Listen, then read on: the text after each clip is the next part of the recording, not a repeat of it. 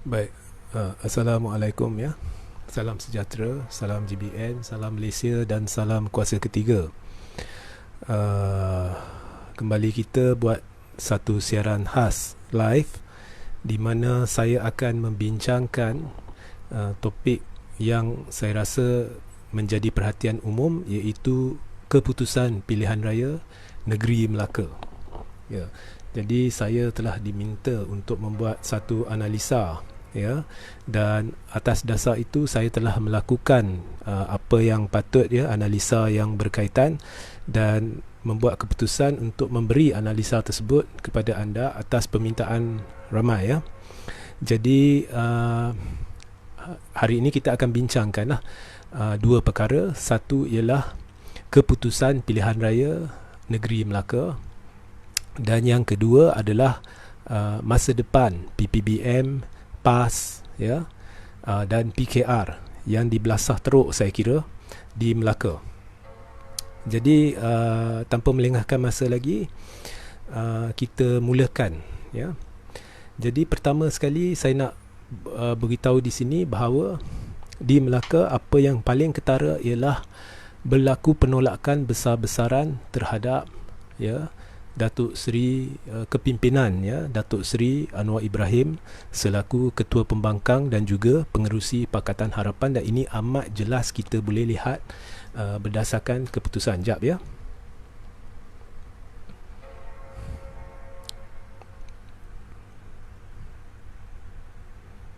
Okey, ini amat jelas kita dapat lihat berdasarkan keputusan. Okey, PKR pupus lah, boleh kira pupus di Melaka. DAP mengalami pengurangan dalam jumlah kerusi yang dimenangi, dan UMNO mengalami peningkatan yang besar dalam jumlah kerusi yang telah dipegang. Okey, pada dasarnya apabila kita kaji keputusan PRN Melaka ni amat mudah, ya, amat mudah kita lihat. Ianya adalah pertembungan utama, ya, melibatkan Pakatan Harapan, Barisan Nasional dan juga Perikatan Nasional.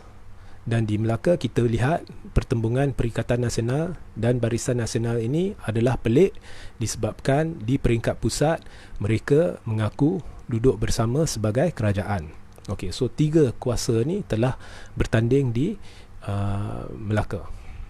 Dan di Melaka tidak muncul ataupun blok kuasa ketiga atau blok ketiga mengambil keputusan untuk tidak mengambil bahagian dalam PRN Melaka kerana tidak mengiktiraf percaturan politik yang telah menjurus kepada pembubaran Dewan Undangan Negeri Melaka lebih awal daripada sepatutnya.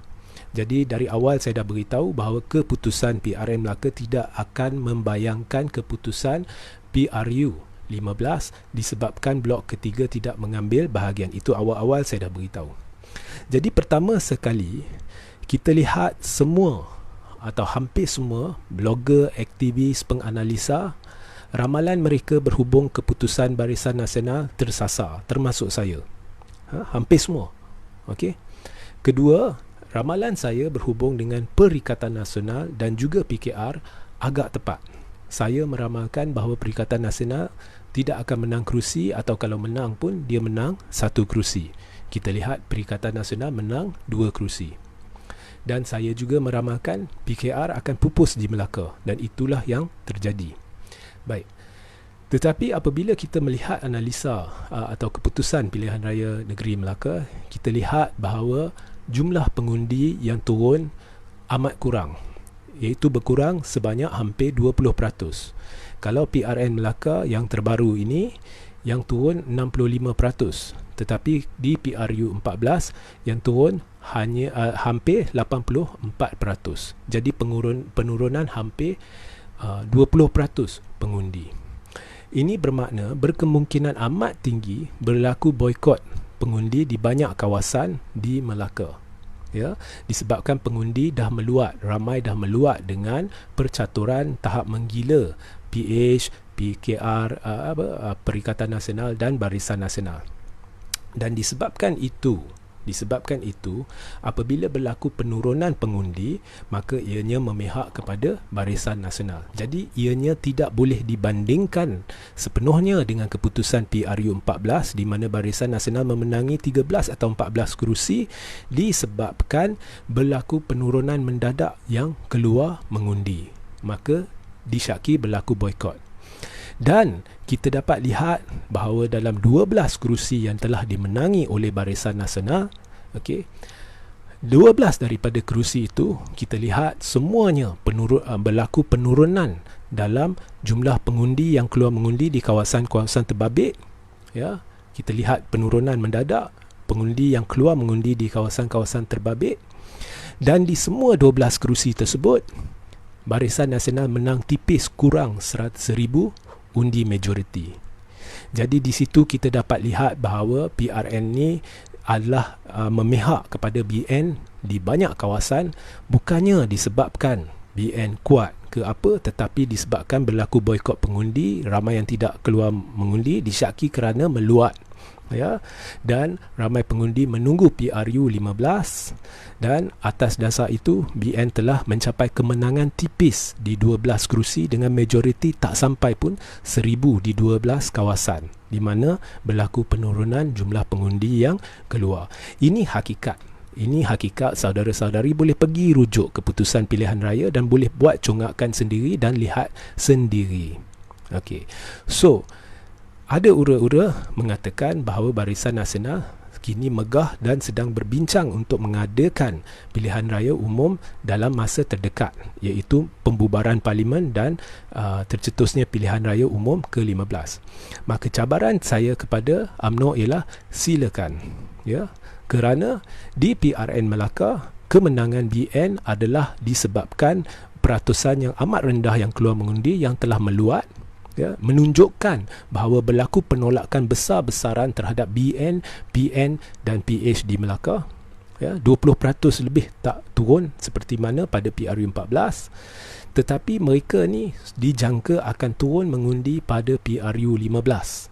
Jadi saya alu-alukan pembubaran parlimen, dan di PRU 15 akan berlaku kemunculan blok kuasa ketiga atau blok ketiga, di mana ramai calon akan diletakkan untuk bertanding menentang Barisan Nasional.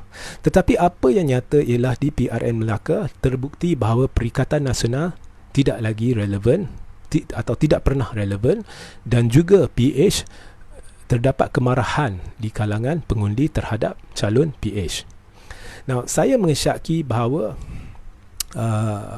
ianya ada sangkut paut, bukannya disebabkan lompat kata empat ahli adun yang dikatakan masuk PKR itu, tetapi disebabkan ada kemarahan di kalangan penyokong PH yang marah apabila PH atau DAP atau PKR sanggup menandatangani MOU dengan gerombolan yang sama yang telah mengkhianati mandat rakyat pada PRU 14.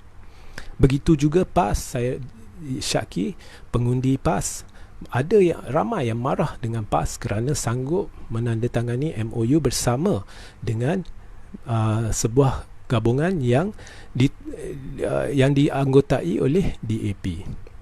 Jadi pelbagai kemarahan yang timbul di kalangan rakyat terhadap PH dan PN. Dan saya juga mengesyaki bahawa ada juga pengundi yang merasakan PH adalah satu gabungan yang lemah, kerana tanpa sebuah parti yang diterajui oleh negarawan tersohor seperti Tun Dr. Mahathir Mohamad, terbukti PH tidak mampu, ya, menguasai negeri ataupun peringkat persekutuan melainkan Pulau Pinang. Jadi ini terbukti di Melaka sebab kali ini tak ada parti PPBM atau tak ada Tun Dr. Mahathir Mohamad. Jadi satu lagi perkara yang kita boleh lihat jelas di Melaka ialah tanpa Tun Dr. Mahathir Mohamad, terbukti PH tidak relevan.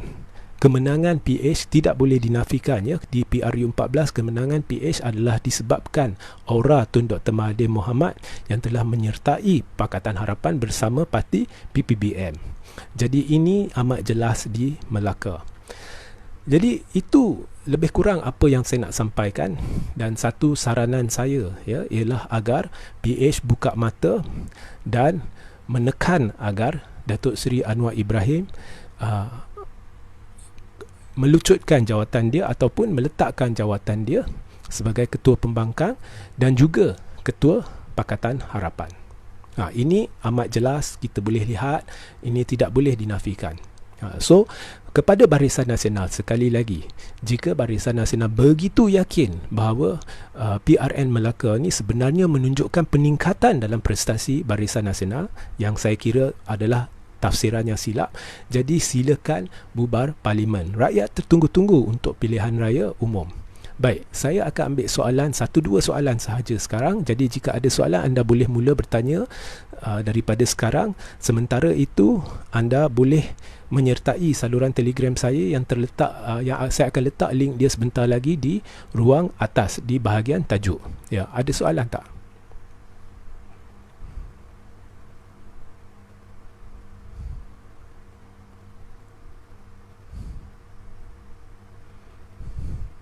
Jangan hiraukan Laskar Cyber ya, jangan hiraukan Laskar Cyber. Dan saya minta semua share ramai-ramai supaya mesej ini boleh sampai kepada semua pihak terbabit. Jadi rumusannya, mustahil BN boleh menang, tetapi disebabkan berlaku penurunan mendadak, ya, jumlah pengundi yang keluar, ya, menurun 20% berbanding dengan PRU14.